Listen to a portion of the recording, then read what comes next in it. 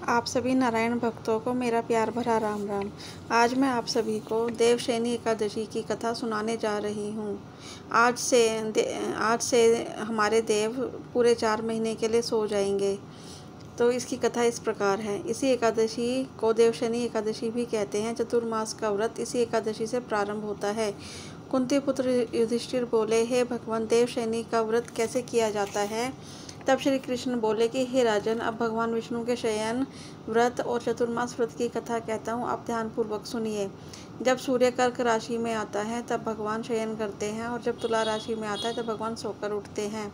अधिक मास के आने पर भी यह क्रिया इसी प्रकार चलती है। इस प्रकार और देवताओं को ना तो शयन कराना चाहिए और ना ही जगाना चाहिए। आषाढ़ मास की एकादशी का विधिवत व्रत करना चाहिए। उस दिन विष्णु भगवान की चतुर्भुजी सोने की मूर्ति बनाकर चतुर्मास्य के नियम का संकल्प लेना चाहिए। भगवान की मूर्ति को पीताम्बर पहनाकर सुंदर श्वेत शैया पर शयन करावें और धूप दीप नैवेद्य आदि से भगवान का षोडशोपचार पूजन करें। पंचामृत से स्नान कराकर इस मंत्र को पढ़े, हे ऋषिकेश लक्ष्मीपति, मैं आपका पूजन करता हूँ। आप जब तक 4 मास शयन करें, मेरे इस व्रत को निर्विघ्न रखें। इस प्रकार से विष्णु भगवान की स्तुति करके शुद्ध भाव से मनुष्यों को दातुन आदि के नियमों को ग्रहण करना चाहिए। विष्णु भगवान के व्रत को शुरू करने के 5 काल वर्णन किए हैं। देवशयनी एकादशी तक यह व्रत किया जाता है। एकादशी, द्वादशी, पूर्णमासी, अष्टमी और कर्क की संक्रांति से व्रत प्रारंभ किया जाता है और कार्तिक शुक्ला द्वादशी को समाप्त कर दिया जाता है। इस व्रत के करने से समस्त पाप नष्ट हो जाते हैं। जो मनुष्य प्रतिवर्ष इस व्रत को करते हैं, वे सूर्य जैसे दैदीप्यमान विमान पर बैठकर विष्णु लोक को जाते हैं। इस व्रत में गुरु तथा शुक्र उदय अस्त का विचार अवश्य करें। यदि सूर्य धन राशि के अंश में भी आ गया है तो यह तिथि पूर्ण समझी जाती है। जो स्त्री या पुरुष पवित्र होकर शुद्धता पूर्वक इस व्रत को करते हैं, वह सब पापों से छूट जाते हैं। मीना संक्रांति का मास देवता और पितृ कर्मों में वर्जित है। अब इसका अलग अलग फल सुने। जो मनुष्य प्रतिदिन मंदिर में झाड़ू देते हैं, जल से धोते हैं, गोबर से लीपते हैं, मंदिरों में रंग करते हैं, उनको 7 जन्म तक ब्राह्मण की योनि मिलती है। जो मनुष्य चतुर्मास में भगवान को दूध, दही, घी, शहद और मिश्री आदि से स्नान कराते हैं तथा ब्राह्मणों को भूमि और स्वर्ण दान करते हैं, वे वैभवशाली होकर सुख भोगते हैं। जो विष्णु भगवान की सोने की प्रतिमा बनाकर धूप दीप नैवेद्य और पुष्प आदि से भगवान का पूजन करता है, वह इंद्रलोक में जाकर अक्षय सुख भोगता है। जो तुलसी से भगवान पूजन करते हैं या स्वर्ग की तुलसी ब्राह्मणों को दान करते हैं, जो मनुष्य भगवान का धूप दीप और गूगल से पूजन करते हैं, उनको अनेक प्रकार की संपत्ति मिलती है। जो मनुष्य चतुर्मास में पीपल के वृक्ष तथा भगवान विष्णु की परिक्रमा और पूजा करते हैं, उनको विष्णु लोक की प्राप्ति होती है। जो संध्या समय देवताओं व ब्राह्मणों को दीप दान तथा हवन करते हैं, वे सुंदर विमान में बैठकर अप्सराओं से सेवित होते हैं और भगवान का चरणामृत लेते हुए वे आवागमन से मुक्त हो जाते हैं। जो नित्य प्रति तीनों समय मंदिर में 108 बार गायत्री मंत्र का जाप करते हैं, वे पापों में लिप्त नहीं होते। शास्त्र की पुस्तक दान की जाती है। जो पुराण धर्म शास्त्र को पढ़ते या सुनते हैं एवं वस्त्र तथा स्वर्ण सहित ब्राह्मणों को दान देते हैं, वे दानी, धनी, ज्ञानी और कीर्तिमान होते हैं। जो मनुष्य विष्णु भगवान अथवा शिव जी का स्मरण करके प्रार्थना करते हैं, वे पापों से रहित होकर धनवान और गुणवान हो जाते हैं।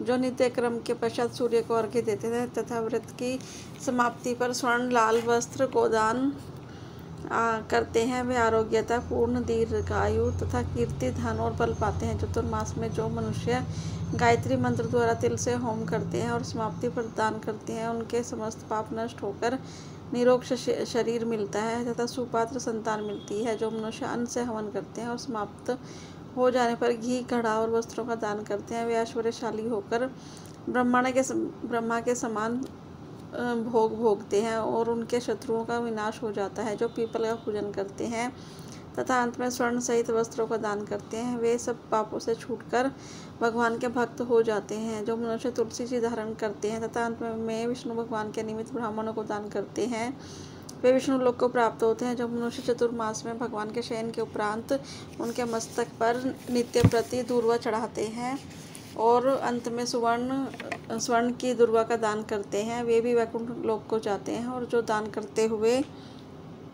इस प्रकार स्तुति करते हैं कि हे दुर्वे, जिस भांति पृथ्वी पर शाखाओं सहित तुम फैली हुई हो, उसी प्रकार मुझे अजर अमर संतान दो। इस प्रकार स्तुति करके सोने की दुर्वा ब्राह्मण को दान दें। ऐसा करने वाले मनुष्य सब पापों से छूट जाते हैं और अंत में उनको स्वर्गलोक की प्राप्ति होती है। जो भगवान विष्णु और शिव के मंदिर में जाकर रात्रि जागरण व गान करते हैं, वे भी स्वर्ग को प्राप्त होते हैं। जो चतुर्मास में उत्तम ध्वनि वाला घंटा दान करते हैं, उनको यह प्रार्थना करनी चाहिए कि हे भगवान, हे जगपते, आप पापों को नाश करने वाले हो। आप मेरे करने योग्य कर्मों को तथा ना करने योग्य कर्मों के से जो पाप उत्पन्न हुए हैं उनको नष्ट कीजिए। व्रत के समाप्ति पर जो गायों का एक ही कपिला गोदान करके वस्त्र दान करते हैं, अथवा जो नित्य प्रति ब्राह्मणों को नमस्कार करते हैं, वे धनी होते हैं, उनका जीवन सफल हो जाता है, साथ ही समस्त पापों से छूट जाते हैं। चतुर्मास में जो ब्राह्मणों को भोजन कराते हैं, उनकी आयु तथा लक्ष्मी की वृद्धि होती है। जो मनुष्य स्वर्ण का सूर्य बनाकर ब्राह्मण को दान देते हैं, उसका फल 100 यज्ञों के समान होता है। जो शिव जी की प्रसन्नता के लिए चांदी या तांबा दान करते हैं, उनको पुत्र की प्राप्ति होती है। जो शहद युक्त तांबे के पात्र में गुड़ भरकर और शयन होने पर तिल, सोना और जूते का दान करते हैं, अन्न वस्त्र का दान करते हैं, वे अक्षय सुख को प्राप्त करके लक्ष्मीवान होते हैं। जो वर्षा ऋतु में गोपी चंदन दान करते हैं, वे भोग और मोक्ष को प्राप्त होते हैं। जो सूर्य और गणेश जी का पूजन करते हैं, वे उत्तम गति को प्राप्त होते हैं।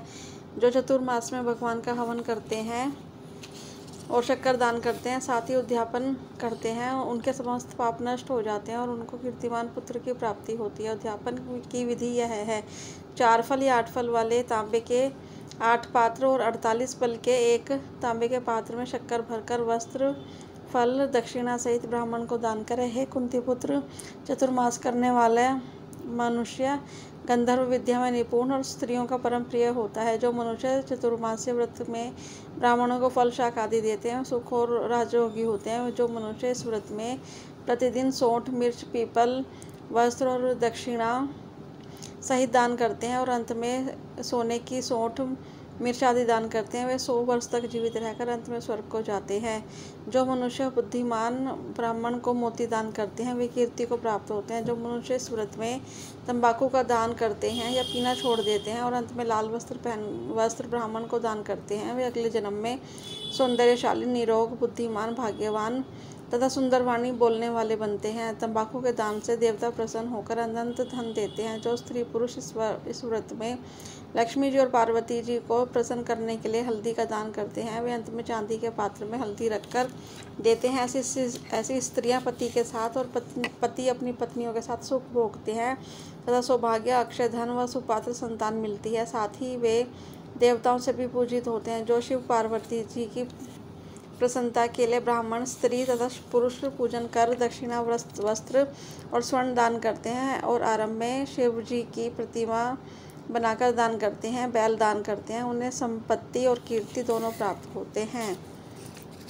जो मनुष्य फल का दान करते हैं और अंत में स्वर्ण देते हैं, उनके सब मनोरथ सिद्ध होते हैं तथा सुपात्र संतान होती है। फल दान से नंदन बन का सुख प्राप्त होता है। जो मनुष्य इस व्रत में पुष्प दान करते हैं, वह ज्ञान प्राप्त कर ब्रह्मलोक में पितरों के साथ अनेक सुखों को भोगते हैं। जो मनुष्य चतुर्मास्य में प्रजापत्य व्रत करते हैं और उनकी संपत्ति पर गोदान और ब्राह्मण को भोजन कराते हैं, वे सब पापों से मुक्त होकर ब्रह्मलोक को जाते हैं। और जो वस्त्रों व बैलों के सहित हल्का दान एवं शाक, मूल और फूलों का आहार करते हैं, वे विष्णु लोक को जाते हैं। जो मनुष्य केला या पलाश के पत्रों में भोजन करते हैं, कांसे के पात्र और वस्त्र दान करते हैं तथा तेल नहीं खाते, उनके समस्त पाप नष्ट हो जाते हैं। जो मनुष्य प्रियोव्रत व्रत करते हैं और अंत में दूध वाली गो देते हैं, विष्णु लोक को जाते हैं। ब्रह्म घाती, बाल घाती, सुरापान करने वाला, असत्य बोलने वाला, स्त्री घाती, तप में विघ्न डालने वाला, गम्या से गमन करने वाला, विधवा का शील भंग करने वाला, ब्राह्मणी और चंडालनी के साथ भोग करने वाला भी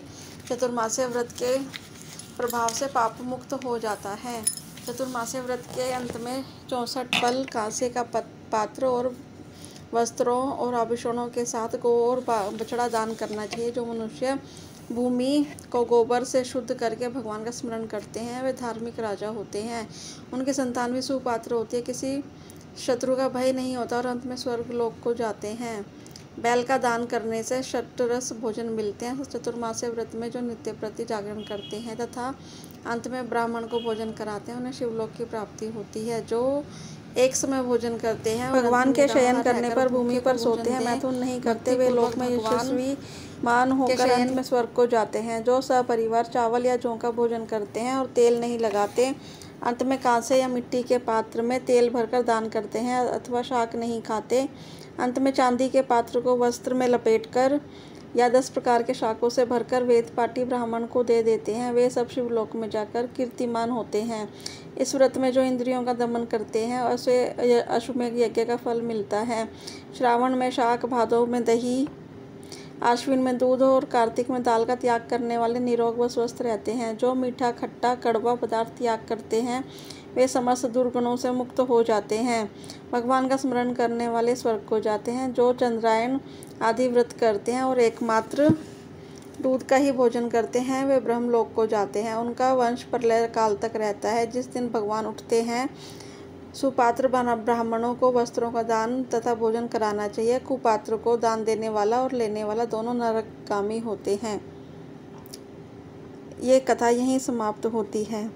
आप सभी को मेरा प्यार भरा राम राम। राधे कृष्णा।